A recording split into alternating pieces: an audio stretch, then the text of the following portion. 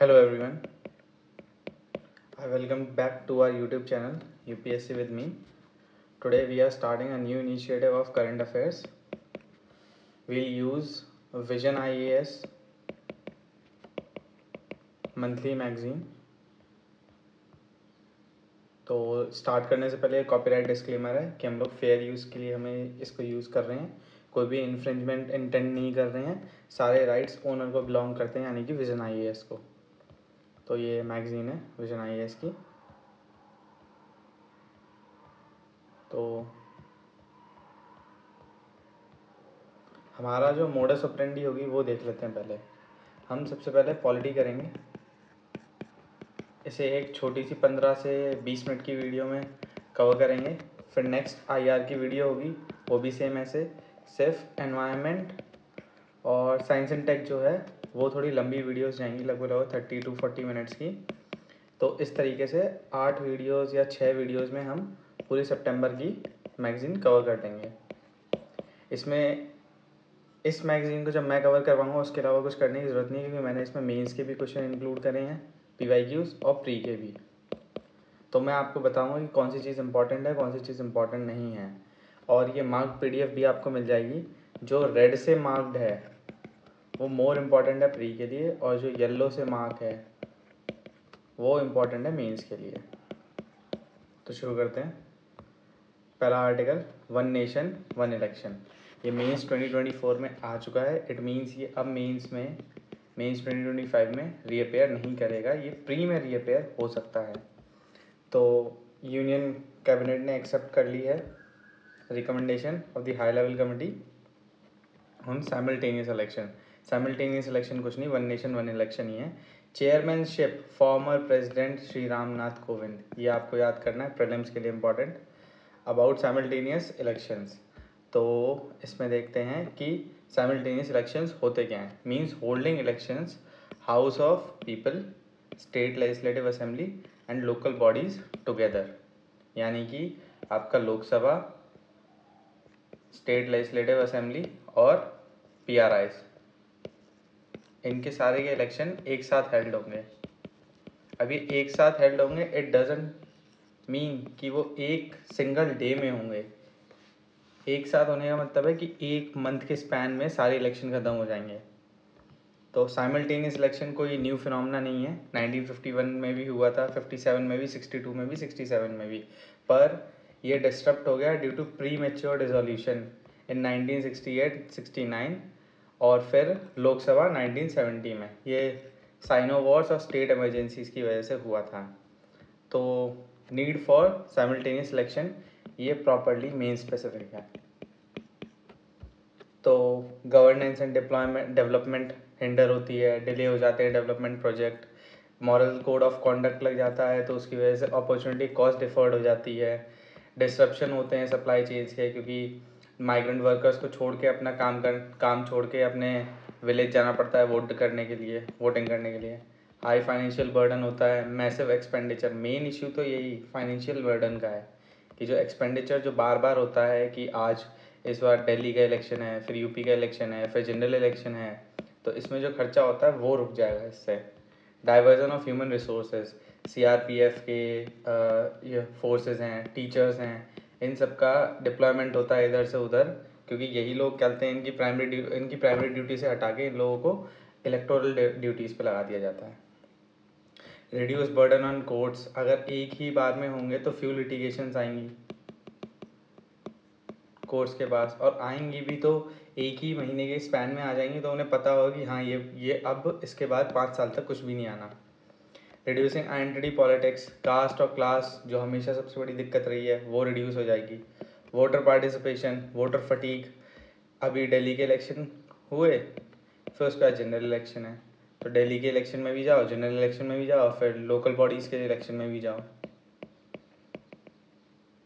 तो ये voter participation बढ़ जाएगा क्योंकि वोटर फटीक कम हो जाएगी। वैसे भी कुछ हमारे यहाँ का जो वोटर टर्नआउट रेशो वो 67% के आसपास है आई थिंक, तो ये वैसे देखा जाए तो काफ़ी कम है, is less what we have expected. तो ये एक कोट है, इसको आप देखो। Elections have become the root cause of corruption, doctor S.Y. Qureshi. अगर इसको यूज़ करना चाहो तो नाम के साथ you can use it in corruption के कोई भी केस में। इससे पहले जो कमिटीज़ रिकमेंड हुई हैं साइमल्टेनियस इलेक्शंस के लिए, ये आपको रोट लर्न करनी पड़ेंगी ताकि ये स्प्रिंकल कर सकें आप अपने आंसर में। जैसे कि 170th रिपोर्ट, इसमें आपको याद करना पड़ेगा कि 170th रिपोर्ट ही थी national commission to review working of the constitution 2002, parliament standing committee 2015, working paper of NITI Aayog इन 2017। तो 170th रिपोर्ट आप याद कर लो और वर्किंग पेपर ऑफ नीति आयोग याद कर लो, 2 सफाइस रहेंगी आपके लिए। अब की हाइलाइट्स क्या थी रिकमेंडेशंस की हाई लेवल कमेटी की? तो address the burden of government, businesses, courts, political party, civil society, क्योंकि यही सारे स्टेक होल्डर्स हैं आपके इलेक्शंस में। जो स्टेक होल्डर्स हैं उन्हीं का तो बर्डन कम होगा, सिंपल सी बात है। Synchronisation of election, election 2 phase में होंगे। फर्स्ट फेज जिसमें लोकसभा और स्टेट लेजिस्लेटिव असेंबली के इलेक्शंस होंगे साइमल्टेनियसली, मतलब लोकसभा और स्टेट लेजिस्लेटिव असेंबली सारे स्टेटों की एक ही साथ होंगे, ये साइमल्टेनियसली होंगे। यहाँ ये इंपॉर्टेंट है, साइमल्टेनियसली। फिर सेकंड फेज होगा जिसमें लोकल बॉडी के इलेक्शन कंडक्ट करवाए जाएंगे और ये 100 दिन के अंदर जनरल इलेक्शन होनी चाहिए। यहाँ यूपीएससी खेलेगा। अगर उसे प्रीलिम्स के लिए कोई भी PYQ बनाना है वो इसे 90 कर देगा, वो इसे 1000 कर देगा, वो इसे 10 दिन ही कर देगा, इस तरीके से खेलेगा। तो you have to remember this कि 100 डेज के अंदर ही अंदर करवाना है।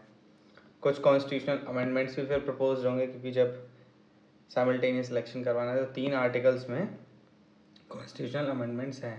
इंसर्शन ऑफ आर्टिकल 82A, ठीक है, ये बोलता है कि एक अपॉइंटेड डेट बताई जाएगी, उसके बाद अगर कोई भी क्या कहते हैं इलेक्शंस या कोई भी एक्सपायरी हो रही है तो उसके बाद जो भी नई स्टेट लेजिस्लेटिव असेंबली या लोकसभा में जो भी नया कोई भी वो बनेगा वो सिर्फ फुल टर्म के लिए नहीं होगा, वो सिर्फ एक्सपायरी तक के लिए होगा उसके।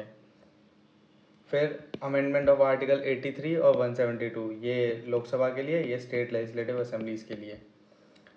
उसके बाद इंट्रोडक्शन ऑफ आर्टिकल 324A, इसमें साइमल्टेनियस इलेक्शंस म्यूनिसिपैलिटीज़ और पंचायत के लिए। तो इसमें रेटिफिकेशन बाय स्टेट है भाई, हाफ ऑफ द मेंबर्स को रेटिफाई करना पड़ेगा, हाफ ऑफ द स्टेट्स को रेटिफाई करना पड़ेगा ये अमेंडमेंट। सिंगल इलेक्टोरल रोल होगा बाय अमेंडिंग आर्टिकल 325। अब यहाँ पे इलेक्शन कमीशन के बारे में भी थोड़ा आप देख लेना कि कितने मेंबर्स होते हैं। 3 मेंबर्स होते हैं, एक CIC होता है, 2 ICs होते हैं, कॉन्स्टिट्यूशनल बॉडी है कि नहीं है, अपॉइंटमेंट कौन करता है, प्रेसिडेंट करता है कि VP करता है, रिमूवल कैसे होता है, वो सब। Need for ratification by state, वही ये वाले आर्टिकल के लिए, आर्टिकल 324A।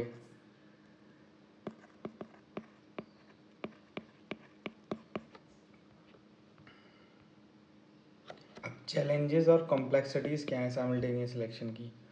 तो चैलेंजेस भी होंगे, क्योंकि अगर अच्छी चीज़ें हैं तो उसकी कुछ बुरी चीज़ें भी होंगी। मेरिट्स डीमेरिट्स साथ में ही चलते हैं। चैलेंजेस हैं कि ओवरशैडो कर रहे हैं वो रीजनल इश्यूज़ को, नेशनल इश्यूज़ जो होंगे वो ओवरशैडो कर देंगे रीजनल इश्यूज़ को। रीजनल पार्टी पे इम्पैक्ट होगा, national political parties might get a significant advantage over regional parties. क्या पता वो रीजनल पार्टीज़ जो हों वो नेशनल पार्टीज़ के अंदर क्लब हो जाएं। पॉलिटिकल अकाउंटेबिलिटी, अभी अगर बार बार इलेक्शन होते रहते हैं तो इस इलेक्शन में अकाउंटेबिलिटी अगर नहीं हुई तो नेक्स्ट इलेक्शन में अकाउंटेबिलिटी पीपल ले लेते हैं। Federalism, article 172 can be carried out without ratification of state, ये जो 2 आर्टिकल होने थे 83, 172। Logical issues, one nation one और इलेक्शन अगर ऑर्गेनाइज करेगा तो सिग्निफिकेंट रिसोर्स लगेगा उसमें, vast supply of electronic EVM लगेंगी, ट्रेन पर्सनल लगेंगे, बहुत सारी चीज़ें होती हैं। तो ये एक एरिस्टोटल का गोल्डन मीन कंक्लूजन में, a delicate balance between efficiency of gains of simultaneous election and foundation principle of federalism, democratic integrity and political plurality needs. तो ये एरिस्टोटल का गोल्डन मीन है, इसको आप अपने आंसर्स में यूज़ कर सकते हैं GS2 पे कि लिख के, हाँ we have to find Aristotle golden mean by balancing efficiency gains of simultaneous election and foundational principle of federalism, democratic integrity and political plurality needs. अब सेकंड टॉपिक है ग्लोबल एआई गवर्नेंस। ये mains 2023 में आ चुका है और ये prelims में भी आ चुका है कि कौन कौन सी चीज़ एआई कर सकता है। तो ये इम्पॉर्टेंट है। तो काउंसिल ऑफ यूरोप ने framework convention on artificial intelligence and human rights, democracy and rule of law, इसको लॉन्च कर दिया है फ्रेमवर्क को, और ये पहला लीगली बाइंडिंग इंटरनेशनल ट्रीटी होगी एआई पे। ये बहुत ज़्यादा इम्पॉर्टेंट है, फर्स्ट लीगली बाइंडिंग है, क्योंकि मैक्सिमम जो इंटरनेशनल जो भी होते हैं वो लीगली बाइंडिंग नहीं होते हैं कन्वेंशंस, ये फर्स्ट लीगली बाइंडिंग है, तो ये चीज़ याद रखनी पड़ेगी। काउंसिल ऑफ यूरोप एक इंटर गवर्नमेंट ऑर्गेनाइजेशन है, 1949 में स्टैब्लिश हुई, 46 मेंबर्स हैं। जापान और यूएसए, ये ध्यान रखना क्योंकि ये नॉन यूरोपियन स्टेट्स हैं और फिर भी काउंसिल ऑफ यूरोप का पार्ट है। India obviously is not a member of this. इस फ्रेमवर्क ने अपने आप को अलाइन कर लिया है G7 एआई पैक्ट, यूरोप के एआई पैक्ट और Bletchley declaration. This is most important क्योंकि ये इकलौता इंटरनेशनली एक्सेप्टेड डिक्लेरेशन है ऑन एआई। तो India, yes, India is a signatory to it, India ने इसे साइन कर रखा है, ठीक है। ब्लेसली डिक्लेरेशन बहुत ही इंपॉर्टेंट है, अपने आंसर्स में आप इसे स्प्रिंकल कर सकते हैं जब कभी भी एआई से रिलेटेड कोई भी आंसर आए। ब्लेसली डिक्लेरेशन की प्रोविज़न क्या है, वही नॉर्मल प्रोविजंस जो होते हैं किसी भी उसके कि स्कोप पे ध्यान देंगे, पब्लिक अथॉरिटीज़ प्राइवेट एक्टर्स को भी वो स्पेस देंगे, ऑब्लिगेशन होगा सिग्नेटरीज पे कि वो लेजिस्लेटिव और एडमिनिस्ट्रेटिव मेजर्स को अडॉप्ट करें, कंसिस्टेंट रहें एचआर को ह्यूमन राइट्स को प्रोटेक्ट करने के लिए, यूज़ नहीं होना चाहिए इंटेग्रिटी, इंडिपेंडेंस और इफेक्टिवनेस ऑफ डेमोक्रेटिक इंस्टीट्यूशन के लिए। तो ये जो चीज़ें हैं ये प्री के लिए भी इंपॉर्टेंट है, मेंस के लिए भी, क्योंकि ये उठा के वो पूछ सकते हैं यूपीएससी स्टेटमेंट बेस्ड क्वेश्चन में कि ये चीज़ें इसमें हैं। अब जैसे कि मोस्ट इंपॉर्टेंट चीज़ है, ये रेगुलेट नहीं करता टेक्नोलॉजी को, डज नॉट रेगुलेट टेक्नोलॉजी।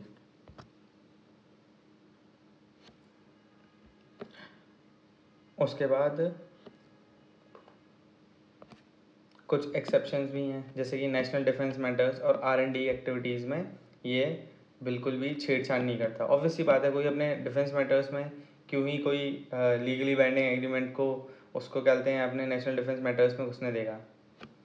तो ये फिर fundamentals principle of AI system, human dignity होनी चाहिए, इक्वालिटी होनी चाहिए, नॉन डिस्क्रिमिनेशन होनी चाहिए, प्राइवेसी, पर्सनल डेटा प्रोटेक्शन की रिस्पेक्ट करनी चाहिए, ट्रांसपेरेंसी होनी चाहिए, अकाउंटेबिलिटी होनी चाहिए, रिलायबिलिटी होनी चाहिए, सेफ इनोवेशन होनी चाहिए। ये वही कॉमन चीज़ें हैं जो आप किसी भी आंसर में यूज़ कर सकते हैं। तो नीड क्या है ग्लोबल एआई गवर्नेंस की, ये सिर्फ और सिर्फ मेन स्पेसिफिक है। तो रिस्क मिटिगेशन में ये हेल्प करेगा, ठीक है। Mitigate global risk associated with AI system, जैसे कि ये एआई आर्म्स रेस को कम करेगा, मिसयूज इन सर्विलेंस को कम करेगा, डिस्क्रिमिनेशन से कम कर देगा, डिस्प्लेसमेंट को। जैसे वो टेस्ला रोबोट, टेस्ला था आई थिंक, ट्विटर का एआई था, उसने चिंपैंजीज को अफ्रीकन बताया था। तो ये एक बहुत बड़ा इशू है कि डिस्क्रिमिनेशन एआई में भी जा रहा है। तो एआई आर्म्स रेस जो है ये एक टॉपिक है जो मुझे लगता है जिस पर क्वेश्चन पूछा जा सकता है। तो एआई आर्म्स रेस कुछ नहीं होता, यूएस चाइना की जैसे राइवलरी चल रही है तो एआई का यूज़ कर रहे हैं एक दूसरे को डिफेम करने के लिए। रशिया ने एआई मिलिट्री का बिल्कुल मिलिट्राइजेशन कर रखा है एआई का वो। तो थ्रेट टू डेमोक्रेटिक फंक्शंस को कहते हैं, थ्रेट टू डेमोक्रेटिक फंक्शनिंग है, जैसे कि डिसइंफॉर्मेशन और डीप फेक्स हैं। कोविड-19 में डीप फेक्स डिसइंफॉर्मेशन फैलाई गई थी कि वैक्सीन से कोई एफिशिएंसी नहीं है, ये उल्टा आपको हार्ट अटैक दे देगा। मार्क ज़करबर्ग की फिर 2019 में एक डीप फेक बना के कर दिया था। यूक्रेन में इशू चल रहा है, ये इनइक्वालिटी से टैकल करने में ये मदद करेगा। मैनी डेवलपिंग नेशंस जो हैं ग्लोबल साउथ, वो वॉइस लैक करते हैं डिसीजन मेकिंग की, वो भी ग्लोबल एआई गवर्नेंस में। ट्रांसबाउंडरी नेचर हो चुका है एआई का, क्योंकि ग्लोबलाइजेशन से सब कुछ इंटरलिंक्ड हो चुका है।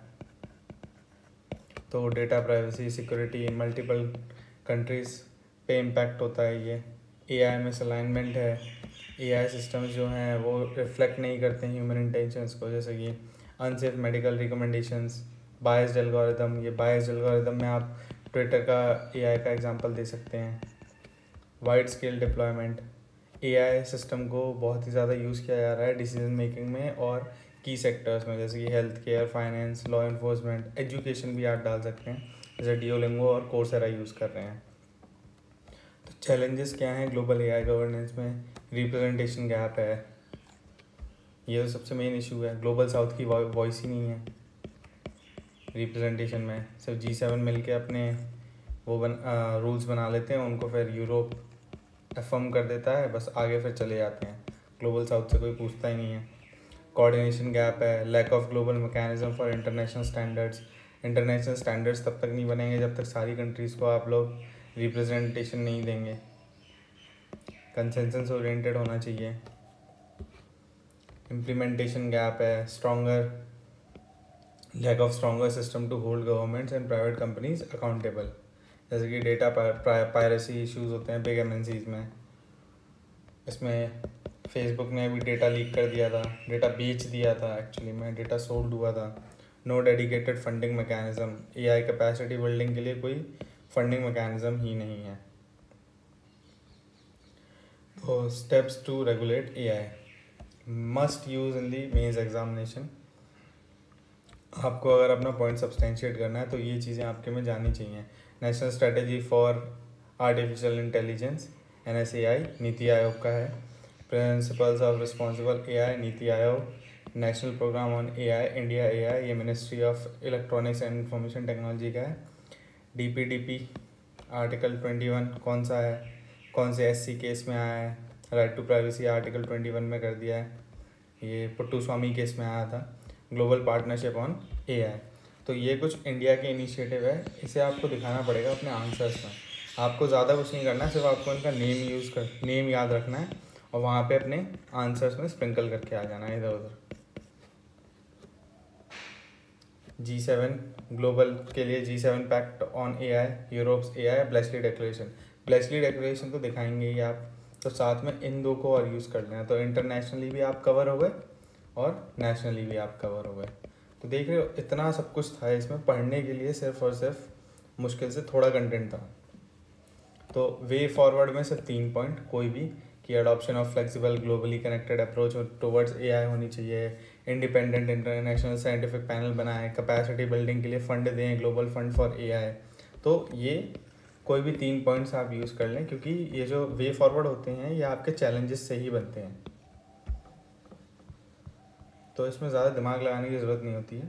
जस्ट अपने चैलेंजेस को ही जस्टिफाई कर दो तो वो वे फॉरवर्ड बन जाता है। अब आ गए हम grievance redressal mechanism, not that important, क्योंकि कभी भी डायरेक्टली इस पर क्वेश्चन नहीं आता है। GS4 में आ सकता है बट GS2 में आना थोड़ा मुश्किल है। तो मिनिस्ट्री ऑफ पर्सनल और पब्लिक ग्रीवियंस एंड पेंशंस ने कुछ गाइडलाइंस इश्यूज़ करी हैं, उनके लिए ये आया है। तो क्या है गाइडलाइंस की हाइलाइट्स, कि एक integrated user friendly grievance platform बनाएंगे with CP grams, single window experience होगा, डुप्लीकेशन से बच जाएंगे, नोडल ऑफिसर्स को अपॉइंट करेंगे for public grievances, dedicated grievance cells देंगे, उनको सफिशिएंट रिसोर्सेज देंगे, इफेक्टिव ग्रीवियंस रिड्रेसल कर की जो टाइम लिमिट थी पहले 30 थी, अब वो 21 कर दिया। मतलब अगर आप कंप्लेन करेंगे तो पहले 30 डेज़ में वो कंप्लेन फुलफ़िल होनी थी, अब 21 डेज़ में फुलफ़िल होनी है। ग्रीवियंस रिड्रेसल असेसमेंट इंडेक्स वो मंथली बेसिस पे निकालेंगे। फिर 10 step reforms of CP grams. Most important thing, CP grams आपको अपने आंसर्स में दिखानी ही पड़ेगी। कभी भी ग्रीवियंस से रिलेटेड कोई भी क्वेश्चन आएगा, CP ग्राम्स वहाँ आएगा पक्का, डैम श्योर। यूनिवर्सलाइजेशन करें, टेक्नोलॉजी का यूज़ करें, AI और ML का, मशीन लर्निंग का, लैंग्वेजेस ज़्यादा दें, जैसे कि 22 शेड्यूल लैंग्वेजेस को इंक्लूड करें, grievance redressal index, feedback call centre, one nation one portal, एक ही पोर्टल से सारे डिपार्टमेंट्स पे, मल्टीपल डिपार्टमेंट्स पे कंप्लेन चली जाए। ये नहीं कि मेरे को इंश्योरेंस में दिक्कत है तो मैं कहीं और कंप्लेन कर रहा हूँ, मुझे इलेक्ट्रिकली कोई दिक्कत है तो मैं कहीं और कर रहा हूँ, मुझे डिफेंस से रिलेटेड कोई कंप्लेन है तो मैं कहीं और कर रहा हूँ। इंक्लूसिविलिटी लाएँ, आउटरीच बढ़ाएँ, कैपेसिटी बिल्डिंग करें, अंडर सर्वोत्तम मॉडल, ये GS4 के लिए मोस्ट इंपॉर्टेंट है। GS4 की वैसे हमारी सीरीज़ चल रही है, वहाँ पे ये सब मैं कवर करवा रहा हूँ। सर्वोत्तम मॉडल, पब्लिशिंग मंथली रिपोर्ट्स है, डेटा स्ट्रेटजी यूनिट्स बनानी है। तो आपको 10 स्टेप रिफॉर्म्स में ये नहीं है कि आपको रोट लर्न करना है, इसके बेसिस पे आप अपने पॉइंट्स बनाएंगे, जनरेट करेंगे कि हाँ लैंग्वेजेस ज़्यादा होनी चाहिए, फीडबैक कॉल सेंटर बनाएं। तो ये भी एक तरीके से वे फॉरवर्ड का काम कर सकता है। अब ग्रीवियंस रिड्रेसल मैकेनिज्म के बारे में थोड़ा देख लेते हैं कि इम्पॉर्टेंट इंस्ट्रूमेंट है टू मेज़र इट्स इफेक्टिवनेस, किसी भी ऑर्गेनाइजेशन की इफेक्टिवनेस को मेजर करने के लिए। ये एक बेसिक प्रिंसिपल पे होता है कि अगर promise level of service delivery achieve नहीं हुई है तो ये राइट ऑफ सिटीज़न को ऑनर नहीं किया गया है। यानी कि आपने जैसे प्रॉमिस किया कि हमारी इंश्योरेंस की कंपनी है, हम आपको 21 डेज़ में आपका ग्रीवियंस रिड्रेसल कर देंगे। अब वो बेचारा कोई बंदा 2 साल से इधर उधर घूम रहा है, तो इट मीन्स जो उस पर्सन का आपने जो राइट है उसे ऑनर नहीं किया है, उसको डी ऑनर कर दिया आपने। स्टेटस ऑफ ग्रीवियंस रिड्रेसल, तो CP grams nearly 60 lakh public grievances को इन लोगों ने रीएड्रेस किया है। 60 लाख काफ़ी सही जा रहा है CP ग्राम्स देखा जाए तो। और ये CP ग्राम्स प्लेटफॉर्म अवेलेबल है 24/7, यानी रात में भी आप कर सकते हैं कंप्लेन, ऐसा कुछ नहीं है। Single portal connected to all ministries, CP ग्राम सिंगल पोर्टल है जो कि ऑल मिनिस्ट्रीज़ में कवर है। वो 10 पॉइंट वाले में स्टेप रिफॉर्म्स में देखा ही था। Importance of grievance redressal, common sense, government और सिटीजन के बीच में इफेक्टिव GRM बिल्ड करेगा। Ensure accountability of government officials and institutions, aid in identifying bottlenecks government measures by based on citizen feedback को ध्यान रखेगा। करप्शन को टैकल करेगा, प्रोटेक्शन ऑफ राइट्स करेगा, platform to prevent public dissatisfaction करेगा। तो ये जो इम्पोर्टेंस है ये नॉर्मली आपके जो सारी चीज़ें आंसर राइटिंग में एक ही जगह से बन रही होती हैं। आपके जो चैलेंजेस हैं, चैलेंजेस से ही उनकी इम्पोर्टेंस आएंगी। अब इफेक्टिव अगर ट्रस्ट नहीं होगा गवर्नमेंट और सिटीजन्स के बीच में तो वो टैक्स नहीं देंगे, टैक्स पे नहीं करेंगे तो सर्विस डिलीवरी पुअर होगी। सर्विस डिलीवरी अगर पुअर होगी तो फिर स्टेट तो वैसे ही काफ़ी फिर लाचार हो जाएगा ना। अकाउंटेबिलिटी इंश्योर करेगा गवर्नमेंट ऑफिशियल्स की, आइडेंटिफाई करेगा बॉटलनेक्स क्या हैं गवर्नमेंट के उसमें मेजर्स में सिटीजन फीडबैक के थ्रू, करप्शन को टैकल कर लेगा, प्रोटेक्शन ऑफ राइट्स हो जाएगा, पब्लिक डिससेटिस्फेक्शन को प्रिवेंट कर सकेगा। तो ये नॉर्मल चीज़ें हैं, ये कॉमन सेंस से भी हो जाती हैं। ये कुछ अदर इनिशिएटिव है, सिर्फ नेम याद रखने हैं और कुछ नहीं, जैसे CVC, Lokayukta, NHRC, HSRC, grievance redressal assessment index है। ये डिज़ाइन किया गया है DARPG, प्रगति स्कीम, निर्वाण, सिटीजन चार्टर। सिर्फ नेम याद करना है और इन्हें स्प्रिंकल करना है। आपको कोई मतलब नहीं होना चाहिए कि इसके अंदर क्या होता है, कैसे होता है, क्योंकि इसका जो कॉस्ट बेनिफिट रेशियो है वो आपके लिए बेनिफिशियल नहीं होगा। तो सिर्फ आपको नेम इधर उधर आपको डालने हैं। जैसे आप अगर कोई भी पॉइंट लिख रहे हैं कि एक इंडेक्स होना चाहिए तो आप उसमें ये दिखाएंगे कि हाँ देखिए grievance redressal index assessment index बन रखा है, डिज़ाइन बाय DARPG। फिर इश्यूज़ क्या हैं, डिलेज हैं, ब्यूरोक्रेटिक हर्डल्स हैं, लिमिटेड रिसोर्सेज हैं, इनएफिशिएंट वर्क फ्लोज हैं, कैपेसिटी बिल्डिंग नहीं है, स्किल्स नहीं है उतनी, करप्ट प्रैक्टिसेस हो गई हैं, जो ग्रीवियंस रिड्रेसल जो प्रोसेस होती है जो लोगों की दुख को सुनने के लिए होती है वो खुद ही करप्ट प्रैक्टिस बन चुकी है। इंटीग्रेशन नहीं है, मल्टीप्लिसिटी ऑफ ग्रीवियंस रिड्रेसल है, एक ही प्लेटफॉर्म करें, CP ग्राम्स पे ही फोकस करें, पर नहीं, बहुत से पोर्टल्स खुल गए हैं, जैसे निर्वाण पोर्टल CVDT ने खोल दिया है। तो डिजिटल डिवाइड है, lack of access to internet नहीं है, डिजिटल इलिटरेसी है। ये एक फैक्ट है कि 30% of adults are digitally illiterate. Way ahead में सेकेंड ARC की रिकमेंडेशन डाल के, वैसे एक सेकेंड ARC की रिकमेंडेशन डाल के आप कर सकते हैं कि एक independent public grievance redressal authority बनाई जाए।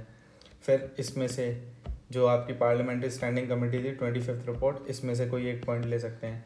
तो 2 पॉइंट आपको सफाइस करेंगे किसी भी आंसर में वे फॉरवर्ड करने के लिए, क्योंकि वे फॉरवर्ड के बाद आप कंक्लूजन भी तो लिखेंगे एक, तो वे फॉरवर्ड छोटा सा होता है। अब नेक्स्ट यूनिफाइड पेंशन स्कीम, ये टीवी सोमनाथन कमेटी के रिकमेंडेशन पे आया है, इम्पॉर्टेंट याद रखना।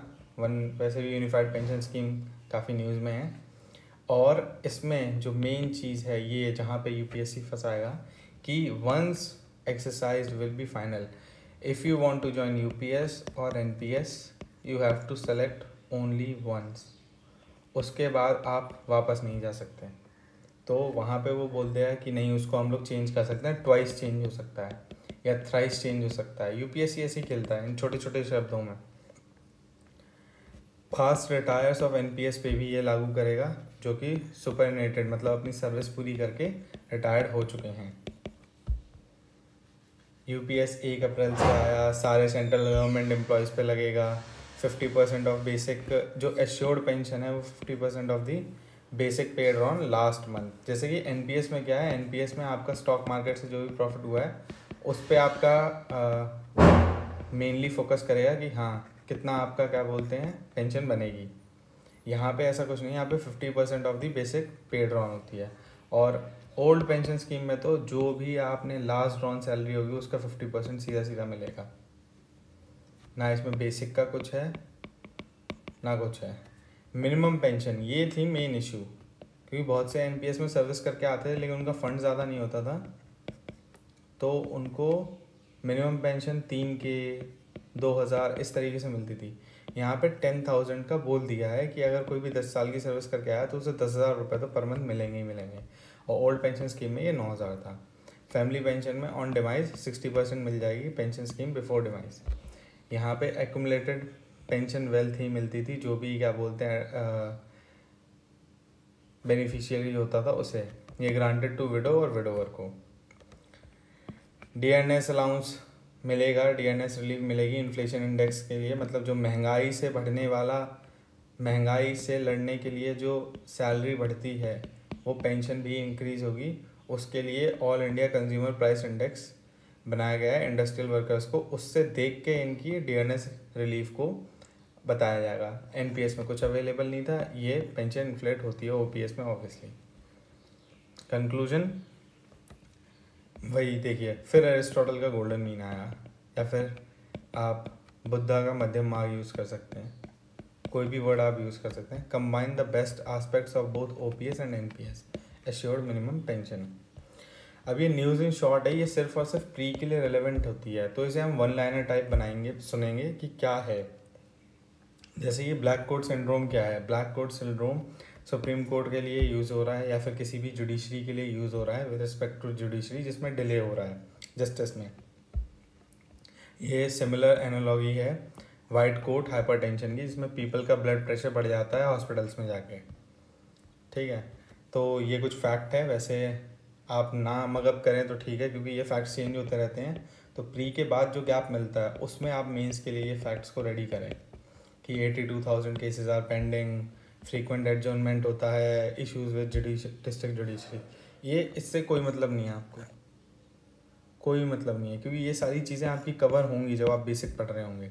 जब भी करंट अफेयर्स पढ़ें तो सिर्फ और सिर्फ जो इंपॉर्टेंट है वो ध्यान देते हैं। जैसे ब्लैक कोट सिंड्रोम में आपको ये पता होना चाहिए, it is a phenomena of delay in justice with respect to judiciary, that's it.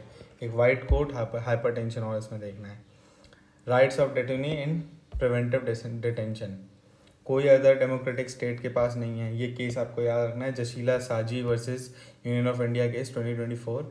इसमें सुप्रीम कोर्ट ने हाईलाइट कर दिया है कि इफेक्टिव रिप्रेजेंटेशन देनी पड़ेगी किसी भी डिटेन्यू को। तो ये पीडी जो है ये आपका स्टैटिक का पार्ट है, आप वहाँ से कवर करें, इसमें इंडल्ज ना हो कि क्या क्या हो रहा है। जैसे आर्टिकल 22-5 है, rights to be furnished with the grounds of detention, even delay नहीं होना चाहिए वगैरह वगैरह। तो ये सारी चीज़ें आप उससे पढ़ें। हाँ, लॉस फॉर पीडी को देख सकते हैं कि NSA एक्ट है, यूएपा एक्ट है, फिर COFE पोसा एक्ट है, फिर PBM CECA एक्ट है। पीडी क्या होता है, आर्टिकल 22(3) में दिया है कि मेंटेनेंस ऑफ पब्लिक ऑर्डर और नेशनल सिक्योरिटी के लिए ये वेग है पहली बात तो। फिर 3 मंथ से ज़्यादा एक्सीड नहीं होना चाहिए। एडवाइजरी बोर्ड को बोलना चाहिए कि हाँ इससे ज़्यादा अगर 3 मंथ से ज़्यादा एक्सीड करेगा पीडी तो उस बंदे को छोड़ना पड़ेगा जिसको भी आपने डिटेंशन में रख रखा है, क्योंकि विदाउट एडवाइजरी बोर्ड की रिकमेंडेशन के अप्रूवल के आप उसको 3 महीने से ज़्यादा नहीं रख सकते हैं। फिर यूएपा एक्ट, सुप्रीम कोर्ट ने रूल आउट किया है कि जो 14 डे टाइमलाइन लिमिट है और वो मैंडेटरी है, डिस्क्रिशनरी नहीं है।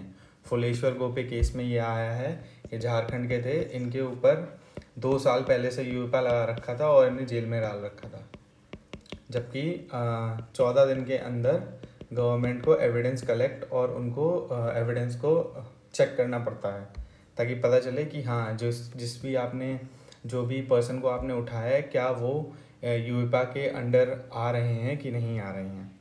तो इंडिपेंडेंट अथॉरिटी रिव्यू एविडेंस, वही इंडिपेंडेंट 7 दिन के अंदर एविडेंस कलेक्ट होंगे, फिर उनका रिव्यू होगा और एडिशनल 7 दिन गवर्नमेंट को मिलते हैं डिसाइड करने के लिए कि ग्रांट करनी है सैंक्शन या डिनाई करनी है सैंक्शन। तो रूल 3, रूल 4 और सेक्शन 45 और देखना है इसका यूएपा का। तो रूल 3 याद रखना है, रूल 4 याद रखना है, ये यूपीएससी के लिए इंपॉर्टेंट है। रूल 3 में कुछ नहीं है कि जो भी इन्वेस्टिगेटिंग ऑफिसर होगा उसको टाइम दिया गया है 7 दिन का कि वो कलेक्ट करे एविडेंस, और रूल 4 में गवर्नमेंट को एक्स्ट्रा 7 दिन दिए गए हैं कि वो डिसाइड करें कि हाँ हमें पर्सन को ग्रांट करनी है यूएपा या डिनाई कर देने हैं सेंक्शंस जो भी उस पर लगाए गए हैं। फिर ये plea bargaining, only 0.11% case, not that important, resolve plea bargaining, ये ध्यान रखना लेस देन 1% है। फिर प्ली बार्गेनिंग होता क्या है, ये एग्रीमेंट है बिटवीन डिफेंस एंड प्रोसिक्यूशन जहाँ पे एक्यूज्ड गिल्टी प्ली कर लेता है फॉर लेसर ऑफेंस, ठीक है। और कुछ नहीं है आपको ध्यान देना है, सिर्फ ये कि हाँ जो भी offences punishable for 7 years of imprisonment होते हैं उनमें ये लगेगा, excluding cases with respect against women, children और socio economic offences, vulnerable groups के अगेंस्ट अगर कोई भी केस होगा। 2023 का अमेंडमेंट किया गया है रूल 3 में ऑफ आईटी रूल्स। तो आईटी रूल्स वैसे भी न्यूज़ में रहते हैं, लेकिन आईटी रूल्स पे अभी ना ही कोई प्रीलिम्स पे एज सच कोई क्वेश्चन आया है, ना मेंस पे कोई एज सच क्वेश्चन आया है, पर फिर भी देख लेते हैं। बॉम्बे हाई कोर्ट ने स्ट्रक कर दिया है रूल 3 ऑफ आईटी रूल्स, जिसमें फैक्ट चेकिंग यूनिट्स की स्टैब्लिशमेंट की बात करी थी। Case Kunal Kamra versus union of India case, ठीक है। आईटी रूल्स का जो रूल 3 है वो ये बोलता था कि ये गवर्नमेंट के पास अथॉरिटी होगी कि वो आइडेंटिफाई करेंगे कि ये फेक न्यूज़ आई कहाँ से है, और उसके अगर वो फेक न्यूज़ होगी तो उसको स्ट्रक डाउन करने का भी उनके पास ऑप्शन होगा। तो उसके लिए ये फैक्ट चेकिंग यूनिट्स बनानी थी, तो उसको बॉम्बे हाई कोर्ट ने स्ट्रक डाउन कर दिया। तो ऑब्वियसली अब इतना इम्पॉर्टेंट है नहीं, ये कुछ आर्टिकल्स हैं की ऑब्जर्वेशंस जो की हैं कि रूल्स जो हैं वो अल्टा वेरेस हैं, मतलब अनकॉन्स्टिट्यूशनल हैं, beyond the powers of IT act, principle of natural justice को इन्फ्रिंजमेंट हो रहा है, वायलेशन हो रहा है। कौन कौन से आर्टिकल इन्वॉल्व हैं, 14, 19(1), 19(1)(g), 21 और वेग है, absence of right to truth है इसमें, स्टेट रिस्पॉन्सिबल नहीं है प्रोवाइडिंग सिटीजन्स कि हम उन्हें ट्रुथ इन्फॉर्मेशन देंगे, वो भी एफसीयू के द्वारा बनाया हुआ। इट मीन्स ये एक तरीके से देखा जाए तो ये लीड करेगा उस तरीके से कि गवर्नमेंट को जो लग रहा है वो सही न्यूज़ है वही जाएगा, मतलब क्रिटिसिज्म को बिल्कुल ही ख़त्म कर दिया जाएगा। फिर टेस्ट ऑफ प्रोफेशनैलिटी को भी उसने फेल कर दिया। फिर टेस्ट ऑफ प्रोफेशनैलिटी के बारे में है, नॉट दैट इम्पॉर्टेंट, पर पढ़ लें, मन करे तो पढ़ सकते हैं। जैसे कि लेजिटिमेसी देखी जाती है, सूटेबिलिटी देखी जाती है, नेसेसिटी देखी जाती है, बैलेंसिंग देखी जाती है, बस। फिर ये 23rd लॉ कमीशन कॉन्स्टिट्यूट हुआ है, तो इसमें आपको देखना है कि कौन अपॉइंट करता है, कितने टाइम के लिए होता है, क्या कोई फिक्स टाइम है कि बस प्रेसिडेंट जो बोलता है उतने टाइम के लिए हो जाता है, कितने मेंबर हैं, किस टाइप की बॉडी है। तो प्रेसिडेंट ने अभी अपॉइंट किया है 23rd लॉ कमीशन को, 3 ईयर टर्म का उसे टाइम मिला है, 2027 तक ये चलेगा। तो 23rd लॉ कमीशन के बारे में कुछ बताया गया है यहाँ पर। तो मैंडेट आपको ऑब्वियसली नहीं पढ़ना है, फुल टाइम चेयरपर्सन है, 4 मेंबर्स हैं, एडिशनल एक्स ऑफिशियो और पार्ट टाइम मेंबर्स हैं। तो आपको जो ध्यान देना है कि एक चेयरपर्सन होता है और 4 मेंबर्स हुए हैं, कुछ भी ये इम्पोर्टेंट नहीं है क्योंकि ये नॉर्मल है, टर्म्स ऑफ रेफरेंस दी गई हैं। तो ऑब्वियस सी बात है कि किसी लॉ को चेंज करने के लिए होंगे और वो लॉज वही होंगे जिनसे हमें दिक्कत है, जैसे कि पॉवर्टी, ऑब्सोल्यूट लॉज को रिपील करना, जुडिशल एडमिनिस्ट्रेशन को देखना, डीपीएसपीस को देखना, जेंडर इक्वलिटी को देखना, सेंट्रल एक्ट को रिविजिट करना, अनएम्प्लॉयमेंट मार्जिनलाइज सेक्शन को, तो ये कुछ भी इम्पोर्टेंट नहीं है आपके लिए, ये कुछ भी इम्पोर्टेंट नहीं है सिलेबस के हिसाब से। मैगज़ीन में सब कुछ कवर होता है पर आपको पढ़ना बहुत ही लिमिटेड होता है। जैसे कि ये पढ़ना है कि नॉन स्टैट्यूटरी बॉडी है, ministry of law and justice के अंडर आती है, रिफॉर्म लॉज करती है, ऑब्वियस सी बात है, लॉ कमीशन है तो क्या ही करेगी, रिसर्च करती है, प्रोवाइड करती है रिकमेंडेशंस। ये एक हिस्ट्री आपको याद करनी है, इसे आप इंट्रो में भी यूज़ कर सकेंगे। 1834 में सबसे पहला लॉ कमीशन बना था जो कि लॉर्ड मैकॉले ने चेयर किया था। Sanction for prosecuting a public servant, तो गवर्नर ने अप्रूवल दे दिया है प्रोसिक्यूशन के लिए सीएम के लिए।